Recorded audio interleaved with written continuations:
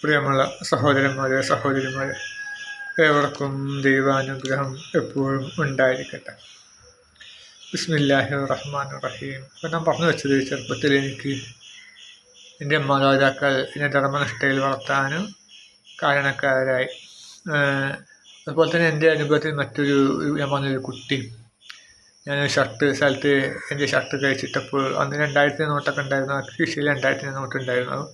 എൻ്റെ പണമല്ലായിരുന്നു, കമ്പനി മുതലാളിയുടെ പണമായിരുന്നു. ഞാൻ കമ്പനിയുടെ ചെറിയൊരു മാനേജറായിരുന്നു. മാനേജറെന്ന് വെച്ചാൽ ശമ്പളമൊന്നും കിട്ടില്ല കേട്ടോ. ശമ്പളം സാധാ തൊഴിലാളിയുടെ ശമ്പളം മാത്രമേ ഉള്ളൂ. പേരിനൊരു മാനേജർ, അത്രേ ഉള്ളൂ. പൈസ ഒക്കെ ഞാൻ കൈകാര്യം ചെയ്യും. ഓർഡറൊക്കെ ഞാൻ സ്വീകരിക്കും, ഓർഡർ കൊടുക്കും, പാർട്ടികളിൽ നിന്ന് പൈസ വാങ്ങും, അത് പിരിച്ച് മുതലാളിക്ക് കൊടുക്കും, ശമ്പളം കൊടുക്കും, തുടങ്ങിയ മാനേജർ ചെയ്യുന്ന എല്ലാ കാര്യങ്ങളും ചെയ്യും, ജോലി എടുക്കും. അങ്ങനെയായിരുന്നു. എൻ്റെ ശമ്പളം തന്നെ ഞാൻ തന്നെ ചോദിച്ചു വാങ്ങിയൊരു ശമ്പളം. നമുക്ക് എത്രയാണ് കൂലി വേണ്ടത് എന്ന് പറഞ്ഞപ്പോൾ ഞാൻ അവിടെ എന്നെപ്പോലെ പണിയെടുക്കുന്ന ഒരു വ്യക്തി ഉണ്ടായിരുന്നു. ആ വ്യക്തിയുടെ കൂലി പറഞ്ഞു. അന്ന് വന്ന ഉടനെ എനിക്ക് 75 രൂപയായിരുന്നു കൂലി, ദിവസക്കൂലി. ഒരു 2005-ലാണ് ആ കമ്പനിയിൽ ഞാൻ ജോലിക്ക് പോകുന്നത്. അപ്പം എൻ്റെ സഹപ്രവർത്തകനായ മറ്റൊരു ഫോർമാനുണ്ട്. ഫോർമാൻ അന്ന് 95 കൂലി. ഫോർമാൻ 100 അറിയില്ല, 75, 90 എന്തോ ആണ്, എനിക്ക് ഓർമ്മയില്ല. അപ്പം എന്നെ പോലെ പണിയെടുക്കുന്ന, എനിക്ക് ഫോർമാൻ്റെ പണിയൊന്നും അറിയില്ലല്ലോ, ഞാൻ ആദ്യമായിട്ടാണ് കമ്പനിയിൽ വന്നത്. അപ്പം മുതലാളി, അപ്പം എൻ്റെ പണി ഓർഡർ പിടിക്കുന്ന പണിയായിരുന്നു. ഒരു കമ്പനിയിൽ പോയിട്ട്, ചെരുപ്പും കമ്പനി അവരോടൊക്കെ പോയിട്ട് ഈ കാർട്ടൂൺ ബോക്സിൻ്റെ ഓർഡർ എടുക്കുന്ന പണിയായിരുന്നു. അപ്പം മുതലാളി എനിക്ക് ശമ്പളമോ അല്ലെങ്കിൽ കമ്മീഷനോ ഒക്കെ ആയിരിക്കും നിശ്ചയിച്ചിട്ടുണ്ടാവുക. അപ്പോൾ ഞാനിങ്ങനെ കൂലി പറഞ്ഞപ്പോൾ നമുക്ക് എത്ര വേണ്ടിയതെന്ന് ചോദിച്ചപ്പോൾ ഞാൻ ഈ സുഹൃത്തിൻ്റെ കൂലി ഞാൻ പറഞ്ഞു 75 മതി, എന്നാൽ അത് എടുത്തോ എന്ന് പറഞ്ഞു. പിന്നെ ഞാനത് കൂട്ടാനും പോയിട്ടില്ല. എനിക്ക് കൂട്ടുമ്പോഴൊക്കെ അവനും കൂട്ടും. അങ്ങനെ പോയി. ഞാൻ പിന്നെ പരാതിയൊന്നും പറഞ്ഞിട്ടില്ല. പിന്നെ മാനേജർ ജോലിയും കൂടി ഞാൻ എടുക്കണം, കമ്പനിയിലത്തെ പണി എടുക്കണം. അപ്പോൾ അത് ഒരിക്കൽ ഞാൻ മുതലാളിയോട് പരാതി പറഞ്ഞപ്പോൾ മുതലാളി പറഞ്ഞു, നീ അതിനായിട്ട് 2 പണി ഒരുമിച്ച് എടുക്കുന്നില്ല. ഈ മാനേജറെ പണി എടുക്കുകയെന്ന് വെച്ചാൽ ശമ്പളം കൊടുക്കുന്നതൊക്കെ ശനിയാഴ്ച മാത്രമാണ്, ശനിയാഴ്ച ഉച്ചയ്ക്ക് ശേഷമാണല്ലോ. അതുകൊണ്ട് ആ സമയത്ത് നീ മറ്റുള്ള പണി, കമ്പനിയിലത്തെ പണി എടുക്കുന്നില്ലല്ലോ. കമ്പനിയിൽ നമ്മൾ മറ്റു പല പണികളൊക്കെ എടുക്കും. Printing, screen printing, paper cut ചെയ്യുക, കോറിഗേഷൻ മെഷീൻ ഓടിക്കുക, മറ്റ് അല്ലാത്ത ജോലികളൊക്കെ ചെയ്യും. അല്ലാത്ത സമയത്ത് ലൈനിൽ പോവും, പൈസ മേടിക്കാൻ പോവും, അങ്ങനെയൊക്കെയാണ്. അപ്പോൾ അതെല്ലാം എനിക്ക് 2 കൈയിലുള്ളൂ. ആ സമയത്ത് മറ്റേ പണി എടുക്കുന്നില്ലല്ലോ എന്ന് പറഞ്ഞു. പിന്നെ ഞാൻ പരാതിയിട്ട് പറഞ്ഞതുമില്ല. അങ്ങനെയാണ്. അപ്പോൾ പറഞ്ഞു തരുന്നത്, എൻ്റെ കീശയിൽ ഇങ്ങനെ 2000 രൂപയുടെ നോട്ടുണ്ടായിരുന്നു. അതിന് ചെറിയ കുട്ടി ഇങ്ങനെ വരികയൊക്കെ ചെയ്തു. പിന്നെ പൈസ നോക്കുമ്പോൾ കാണുന്നില്ല. അങ്ങനെ ഞാനിങ്ങനെ പറഞ്ഞു. ആ കുട്ടി അതിന് മുമ്പും ഇങ്ങനെ പണം എടുത്തിട്ടുണ്ടായിരുന്നു. പണം എടുത്ത് ഒരിക്കൽ മേശപ്പുറത്ത് പോയി നോക്കുമ്പോൾ 2 5 രൂപയുടെ നാണയങ്ങൾ. അപ്പോൾ ഞാൻ വെച്ചാൽ എങ്ങനെ ഈ 2 5 രൂപയുടെ നാണയങ്ങൾ അങ്ങനെ അവിടെ എത്തി? അപ്പോൾ നോക്കുമ്പോൾ ഒരു ചെറിയ ആൺകുട്ടിക്കൊരു 5 വയസ്സൊക്കെ ഉണ്ടാവുള്ളൂ, 5 വയസ്സുണ്ടാവും. അവരുടെ സഹോദരിക്കൊരു 15 വയസ്സോ ഒക്കെ ഉണ്ടാവും. സഹോദരി പുറത്തുകൊണ്ട് ഇവന് ഇവിടെ വെച്ച് 2 5 രൂപ കോയിൻസ് അവിടെ വെച്ച് പോയി. ഒന്നും എന്നോട് പറഞ്ഞില്ല. അപ്പോൾ എനിക്ക് തോന്നി ഇവന് കീശയിൽ നിന്ന് പൈസ എടുത്തിട്ടുണ്ടാവും എന്ന് കരുതി. അങ്ങനെ എനിക്ക് മനസ്സിലാക്കിയാൽ മതിയായിരുന്നു, ഷർട്ട് ചിലപ്പം എടുത്തിലേക്ക് വെച്ചാൽ മതി. ഞാൻ ആലോചിച്ചില്ല. അതിന് മുമ്പ് അവന് എൻ്റെ കീശയിൽ 10 രൂപയൊക്കെ എടുക്കുന്നുണ്ട്. 10 രൂപയൊക്കെ എടുത്തിട്ട് അവന് പീടികയിൽ പോയി മിഠായിയൊക്കെ വാങ്ങുന്നുണ്ടോ ഞാൻ അറിയുന്നുണ്ടായില്ല. അങ്ങനെ ഇവനെന്ത് ചെയ്തു, 2000 രൂപ എടുത്തിട്ട് ഇവനെന്ത് ചെയ്തു, ഹിന്ദിക്കാരനാണല്ലോ, ഒരു അടുത്ത പീടികയിൽ പോയിട്ട് മിഠായിയൊക്കെ വാങ്ങുമ്പോൾ ഒരു പീഡിയക്കാർ സംഭവം പിടിച്ചു വെച്ച്, വേണം 2000 നോട്ടിന് മിഠായിയായിട്ട് വീട്ടിലില്ല, ഇത് മാതാവിൻ്റെ പൈസ വീട്ടുകാരുടെ പൈസ എന്നൊക്കെ പറഞ്ഞ് ഇവർ സംഭവം മറന്നു. പക്ഷേ ഇവരുടെ പിതാവും അല്പം തരികിട് ഒക്കെയാണ്.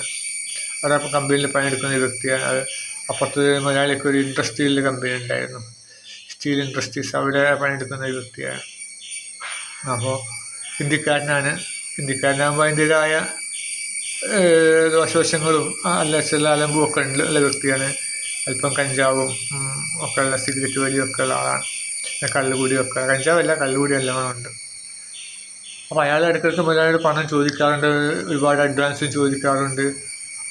ഒരുപാട് അഡ്വാൻസ് മുതലാളി കൊടുത്തിട്ടുമുണ്ട്, അതൊന്നും തിരിച്ച് കിട്ടിയതുമില്ല. പിന്നെയും ചോദിച്ചപ്പോൾ മുതലാളി കൊടുത്തതുമില്ല. അങ്ങനെ ആവശ്യമായിട്ട് ഇങ്ങനെ 2000 കിട്ടിയപ്പം പിതാവ് എന്ത് വിചാരിച്ചു, വലിയ കിട്ടലാണ്, ഇവർക്ക് എന്തും കിട്ടിയാൽ അതുകൊണ്ട് വെള്ളം അടിക്കുന്ന പണിയാണ്. പൈസ കിട്ടിയ അപ്പം ഒരു അങ്ങാടി പോയി ഒരു കുപ്പി ബോട്ടിലും വാങ്ങിയിട്ടാണ് വരും. അപ്പോൾ ഇത് 2000 കിട്ടിയപ്പോൾ മൂപ്പര് എന്ത് ചെയ്തു, അത് വലിയ കിട്ടലാണെന്ന് കരുതി മൂപ്പര് അത് എന്ത് ചെയ്തു, അത് പൂത്തി വെച്ചു. മകൻ്റെ തെറ്റ് ചൂണ്ടിക്കാണെ കുട്ടിയെ അടിക്കുകയൊന്നും ചെയ്തില്ല. അങ്ങനെ മലയാളി പറഞ്ഞു, ഷാനവാസിൻ്റെ പൈസ നിങ്ങളെ മോന് പൈസ ഇല്ലല്ലോ, അതൊന്നും ഇട്ടിട്ടില്ലല്ലോ എന്നിട്ട് ആ കളവ് മൂടി വെച്ചു. അപ്പോൾ കള്ളൻ്റെ കഞ്ഞി വെക്കാൻ അവർ ശ്രമിച്ചു മാതാപിതാക്കൾ. ഞാൻ കുട്ടി വലുതാകുമ്പോൾ എന്ത് ചെയ്യും, വലിയ കള്ളനായിട്ട് വരും, അള്ളാഹു കാക്കട്ടെ. പറഞ്ഞു വരുന്നത് നമ്മൾ മാതാപിതാക്കൾ നന്നാവണം. വിശിഷ്ട മാതാപിതാക്കളാകുമ്പോൾ കുട്ടികൾക്ക് എന്ത് ചെയ്യും, തിന്മയിലേക്ക് പോകാൻ സാധ്യത ഉണ്ടാകും. ഏത് കുട്ടികളും തിന്മയിലേക്ക് പോകില്ല. കുട്ടികളിപ്പം പാമ്പ് കഴിഞ്ഞ് പോവുകയാണ്, ആ കുട്ടികൾ എന്ത് ചെയ്യും, ആ പാമ്പിനെ പിടിക്കാൻ വേണ്ടി ശ്രമിക്കും. ഇപ്പം മാതാപിതാക്കൾ പറഞ്ഞു കൊടുക്കും, പാമ്പിനെ പിടിക്കരുത്, കടിക്കുമെന്ന് പറയും അല്ലേ, കൊത്തും വിഷമാണ്, അത് മരിച്ചു പോകും എന്നൊക്കെ പറയുമ്പോൾ നമ്മൾ പോവില്ല. അതുകൊണ്ട് നമുക്ക് പാമ്പിനെ പേടി, അല്ലെങ്കിൽ നമ്മൾ എന്ത് ചെയ്യും, പാമ്പിനെ പിടിക്കുകയും നമ്മൾ അതിൻ്റെ കടിയേറ്റ് മരിക്കുകയും ചെയ്യും. അതുപോലെ തന്നെ പല കുഴികളിലേക്കും ചാടാനൊക്കെ പോകുമ്പോൾ നമ്മൾ മാതാപിതാക്കൾ റോഡ് മേലൊക്കെ പോകുമ്പോൾ പോയത് വാഹനമുണ്ട്, ഇടിക്കും മരിക്കും എന്നൊക്കെ പറയുന്നത് കൊണ്ടാണ് പോവാതിരിക്കുന്നത്. അല്ലെങ്കിൽ കുട്ടികൾ അങ്ങോട്ട് പോകും. അപ്പം നല്ല മാതാപിതാക്കളുടെ കീഴിൽ ജീവിച്ചാൽ നല്ല കുട്ടികളുണ്ടാവും. അതുകൊണ്ടാണ് എപ്പോഴും വിവാഹം കുടുംബവും ഒക്കെ ഇസ്ലാം പ്രോത്സാഹിപ്പിക്കുന്നത്. പറഞ്ഞു വരുന്നത്, പിന്നെ ഈ നൂഹ് നബിയുടെ കാലമാകുമ്പോഴത്തേക്കും ജനങ്ങളിങ്ങനെ മോശമായിപ്പോയി. അപ്പം നൂഹ് നബി എന്ത് ചെയ്യും, ജനങ്ങളോട് ഉപദേശിക്കും, അല്ലോ ജനങ്ങൾ, നിങ്ങൾ അള്ളാഹുവിനെ മാത്രമേ ആരാധിക്കാവുന്നു. അപ്പോൾ അവർക്ക് ദേഷ്യം പിടിക്കും. കാരണം ഒരു കാലങ്ങളായി ദേവീദേവന്മാർ വെച്ചാൽ അധികം പേരൊന്നുമില്ല. ശീഷ നബി, മറ്റ് അദ്ദേഹത്തിൻ്റെ മക്കൾ അല്ലെങ്കിൽ സഹോദരന്മാർ, ഇവരുടെയൊക്കെ വിഗ്രഹങ്ങൾ മാത്രമേ ഉള്ളൂ. വീട്ടിലുണ്ടാവുന്ന വിഗ്രഹങ്ങൾ മാത്രമേ ഉള്ളൂ. പക്ഷെ അവർക്ക് അവനെ പറയുമ്പോൾ ഭയങ്കര ദേഷ്യം പിടിക്കും. ഇബ്ലീസിൻ്റെ പണിയാണ്. ഇബ്ലീസിന് അവനെങ്കിലും ആധിപത്യം സ്ഥാപിക്കണമല്ലോ. അതുകൊണ്ട് ഇവർ എന്ത് ചെയ്യും, നൂഹ് നബിയെ നല്ലവണ്ണം മർദ്ദിച്ച് അദ്ദേഹം ബോധരഹിതനായി വീഴും. അങ്ങനെ കുറേ കഴിഞ്ഞ് ആരെങ്കിലുമൊക്കെ പോകുമ്പോൾ, യാത്രക്കാർ പോകുമ്പോൾ എന്ത് ചെയ്യും, അല്പം മുഖത്തിൽ നിന്നും വെള്ളം തെളിച്ച് കൊടുക്കും.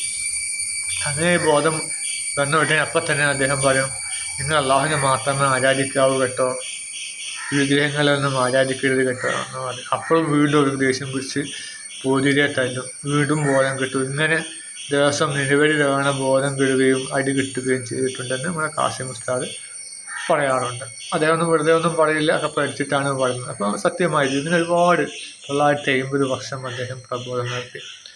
എന്നിട്ട് പോലും ഒരൊറ്റ കുട്ടികളും കുറഞ്ഞ വീട്ടിലുണ്ടാവുന്ന ആളുകളെ ഒരു 20 പേരോ മറ്റോ ഉണ്ടായിരുന്നുള്ളൂ എന്നാണ് കപ്പലിൽ പറയപ്പെടുന്നത്. അതിൽ അദ്ദേഹത്തിൻ്റെ 3 മക്കൾ, പിന്നെ സാമ്, ഹാമ്, യാഫസ്, പിന്നെ പെങ്ങളും നൂഹ് നബിയും ആണ് കുടുംബത്തിലുണ്ടായിരുന്നത്. പിന്നെ കുടുംബത്തിൽപ്പെട്ട ചില വീട്ടിലുണ്ടാവുന്ന ആളുകളും ഭാര്യയും മകനും. ഭാര്യയൊക്കെ വെള്ളത്തിൽ മരിച്ചുപോയി. മകനും ഒരു കുന്നിൻ്റെ മുകളിലേക്ക് പോയി, അവനും ചത്തുപോയി. ചത്തു എന്ന് വേണമെങ്കിൽ പറയാം. അള്ളാഹുവിൻ്റെ നിർദ്ദേശങ്ങൾ പാലിക്കാതെ ജീവിച്ച ആളാണ് നമ്മൾ ചത്തു എന്ന് വാക്ക് നമുക്ക് ഉപയോഗിക്കാം, ധൈര്യമായി ഉപയോഗിക്കാം. കാസിം ഉസ്താദും ആ വാക്ക് തന്നെയാണ് ഉപയോഗിച്ചത്. മുങ്ങിച്ചത്തുപോയി. കന്നാൻ എന്ന മകന്, അവന് മുങ്ങിച്ചത്തുപോയി. പിന്നെ ഉണ്ടായിരുന്നത് നൂഹ് നബിയും ഈ 3 മക്കൾ, ഹാമ്, സാമ്, യാഫസ്. യാഫസ് പോയത് യൂറോപ്യൻ നാടുകളിലേക്കാണ്. അതാണ് യജൂജ് മജൂജുകൾ വിഭാഗം അവിടെ നിന്ന് വരുന്നത്. യാഫസിൻ്റെ രൂപം വെളുത്ത രൂപമായിരുന്നു. വെള്ളക്കാരെ പോലെ വെളുത്ത ഒരു ശരീരപ്രകൃതിയായിരുന്നു. ഹാമ്, പിന്നെ സാമ് ഇരുനിറമുള്ള, ഹാമ് കറുത്ത നിറം. ഈ ഹാമ് എന്ത് ചെയ്തു, ഈ ദക്ഷിണാഫ്രിക്കൻ ഭാഗത്തേക്ക് പോയി അവിടെ പ്രബോധനം നടത്തി, അവിടെ കുറേ അനുയായികളെ കിട്ടി. അതുപോലെ സാമ് വന്നത് നമ്മുടെ ഏഷ്യ ഭാഗത്തേക്ക്, ഇന്ത്യ, പിന്നെ റഷ്യ ഒക്കെ ഏഷ്യയുടെ ഭാഗമാണെന്ന് തോന്നുന്നു. അപ്പോൾ അവിടേക്ക് പോയി. അവരാണ് ഇരുനിറമുള്ള ആൾക്കാർ, നമ്മളാണ്. അങ്ങനെ പിന്നെ ആണ് ഉണ്ടായിരുന്നത് 3 വിഭാഗങ്ങൾ. അപ്പോൾ ഇവിടെ ഈ പിന്നെ നൂഹ് നബിയുടെ കഥ പറയാൻ കാരണം, ഇതിന് മുമ്പ് ഇവിടെ പറയുന്നുണ്ടല്ലോ, പിന്നെ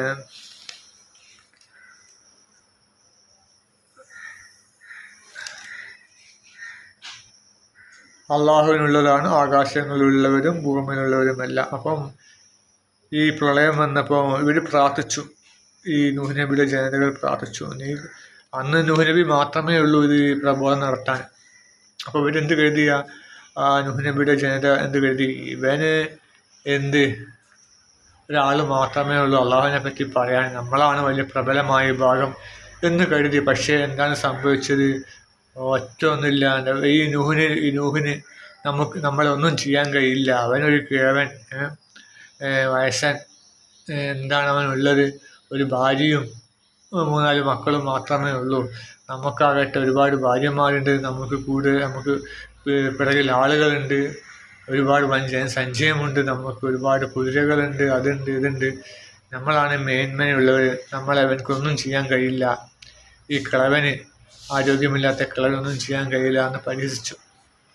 പക്ഷെ എന്താ സംഭവിച്ചത്? മൊത്തം മുങ്ങി ഒടുങ്ങി, ഒരാൾക്കും രക്ഷപ്പെടാൻ കഴിയില്ല. ഇതാണ് അള്ളാഹുവിൻ്റെ തന്ത്രം. അപ്പം ഇവിടെ ഇതിന് മുമ്പ് പറയുന്നത് ആകാശവും ഭൂമിയും ഒക്കെ അള്ളാഹുവിനുള്ളതാണ്. ആകാശങ്ങളുള്ളവരും ഭൂമിയിലുള്ളവരും അള്ളാഹുവിന് എന്തൊന്നിനെയാണ് പിൻപറ്റുന്നത്? അവർ ഊഹത്തെ മാത്രമാണ് പിന്തുടരുന്നത് എന്ന വാക്ക് പറയുന്നുണ്ട്. അപ്പോൾ അതിലേക്കാണ് ഈ നൂഹ് നബി, ആ വാക്കവിടെ വന്നത് കൊണ്ടാണ് ഇവിടെ വരുന്നത്, നൂഹ് നബിയുടെ കഥ വരുന്നത്. ഖുറാനിൽ എന്ത് കാര്യങ്ങളും പറയുന്നത് മാലയിൽ കോർത്ത മുത്തുമണി പോലെയാണുള്ള ഖുറാൻ. അതുകൊണ്ട് ഖുറാനിൽ എന്ത് കാര്യം പറയുമ്പോഴും അതിന് ശേഷം അതിൻ്റെ വിശദീകരണം ഉണ്ടാവും. നമ്മളിപ്പം എന്തെങ്കിലും ഒരു കാര്യം പറയുമ്പോൾ അതിൻ്റെ ഏതെങ്കിലും വാക്ക് നമുക്കിപ്പോൾ നമ്മൾ സംസാരം മധ്യേ ദ്രോണാചാര്യയുടെ കഥ മഹത്വത്തെ പറ്റി പറയുമ്പോൾ അതിങ്ങനെ പറഞ്ഞിങ്ങനെ പോവുകയാണ്. അല്ലെങ്കിൽ രാവണൻ്റെ കഥ, നമ്മൾ ശ്രീരാമൻ്റെയും സീതയുടെയും കഥ പറയണം. അപ്പം അതിൻ്റെ ഇടയിൽ രാവണൻ്റെ കാര്യം കൊണ്ട് ഒരു വാക്ക്, രാവണൻ എന്ന വാക്ക് മാത്രമേ പറയുകയുള്ളൂ. അപ്പോൾ നമ്മൾ കഥയുടെ ഭാഗമാണ്. അപ്പം പിന്നെ ആ കഥ പൂർത്തീകരിച്ച ശേഷം പിന്നെ എന്തു പറയും? ആരാണ് രാവണൻ എന്ന് വേറെ പറഞ്ഞു കൊടുക്കും, അല്ലേ? അതുപോലെ തന്നെയാണ് അള്ളാഹുവിൻ്റെ ഖുർആൻ്റെ ശൈലി. ഒരു കാര്യം പറയുമ്പോൾ അതിൻ്റെ വിശദീകരണമായിട്ട് ആ കഥയ്ക്ക് ഏറ്റവും പറ്റിയ ചരിത്രം എവിടെയാണ് അത് പറയും. ഇപ്പോൾ നൂഹ് നബിയുടെ ചരിത്രമാണ് ഇവിടെ ഏറ്റവും ബെറ്റർ ആ കാര്യം വിശദീകരിക്കുക. അതുകൊണ്ടാണ് ഒരു നൂഹ് നബിയുടെ കാര്യം ഇവിടെ പറയുന്നത്. അപ്പോൾ നൂഹ് നബി ജനങ്ങളോട് അദ്ദേഹം പറഞ്ഞു, നിങ്ങൾ എനിക്കെതിരെ, ഞാൻ വെറും ലോലഹൃദയനാണ്, എൻ്റെ ശുഷ്കിച്ച വ്യക്തിയാണ് എന്നൊക്കെയാണല്ലോ നിങ്ങൾക്ക് എന്നെ പറ്റിയുള്ള ധാരണ. അങ്ങനെയാണെങ്കിൽ നിങ്ങൾ എന്തൊക്കെ നിങ്ങൾക്ക് ചെയ്യാൻ കഴിയുമോ അതൊക്കെ ചെയ്യുക. നിങ്ങളെ കൂട്ടാളികളോട്, നിങ്ങളെ ദൈവങ്ങളോട് വിളിച്ച് പ്രാർത്ഥിക്കുക. പിന്നെ മാറാരോഗം പിടിവിട്ട് ചാവട്ടെ, അല്ലെങ്കിൽ അതാവട്ടെ, ഇവൻ്റെ തല ഇടുത്തി വീഴട്ടെ എന്നൊക്കെ നിങ്ങൾ വിളിച്ച് പ്രാർത്ഥിച്ചോളൂ, നിങ്ങളുടെ ദൈവങ്ങളോട് പ്രാർത്ഥിച്ചോളൂ.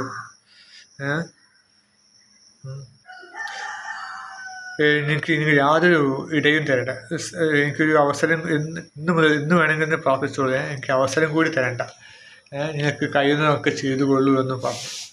പക്ഷേ അവർക്കോ അവരുടെ വിഗ്രഹങ്ങൾക്കോ ഒന്നും ചെയ്യാൻ കഴിഞ്ഞിട്ടില്ല, അല്ലേ?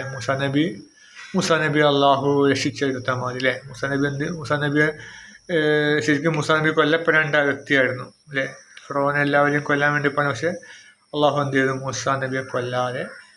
അതിലും വലിയ അത്ഭുതം വെച്ചാൽ ആ ശത്രുവിൻ്റെ കൊട്ടാരത്തിൽ തന്നെ വളരാൻ അള്ളാഹു സൗകര്യം ചെയ്തു കൊടുത്തു. അപ്പം അതാണ് അള്ളാഹുവിൻ്റെ തന്ത്രം.